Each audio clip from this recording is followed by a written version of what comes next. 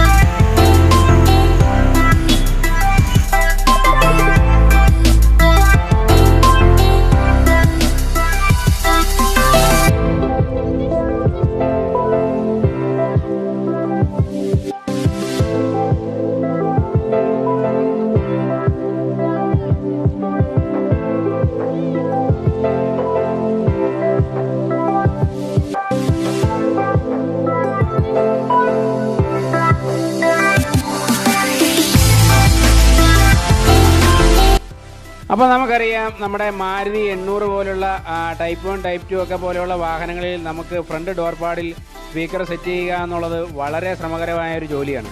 അപ്പോൾ അതിനുവേണ്ടി നമ്മൾ ഈ വണ്ടിയിൽ ചെയ്തിട്ടുള്ളത് എന്ന് പറഞ്ഞു കഴിഞ്ഞാൽ നമ്മുടെ ഡ്രൈവർ സീറ്റിൻ്റെയും അതുപോലെ തന്നെ ലെഫ്റ്റ് സൈഡിലുള്ള ഫ്രണ്ട് സീറ്റിൻ്റെയും അടിയിലായിട്ട് നമ്മളൊരു 4x4 ബോക്സ് വാങ്ങി അതിലേക്ക് നമ്മുടെ സ്പീക്കറിനെ സ്ക്രൂ ചെയ്ത് ആ ബോക്സിനെ നമ്മുടെ ബോഡിയിലേക്ക് ഒരു ചെറിയ ക്ലാമ്പും കൊടുത്ത് ഫിറ്റ് ചെയ്തിരിക്കുകയാണ്.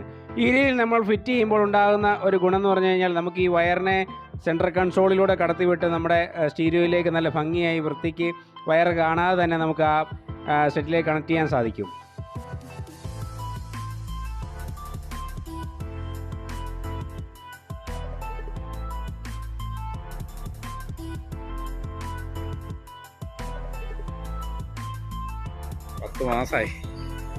പത്ത് മാസമായെന്ന് പറയാത്.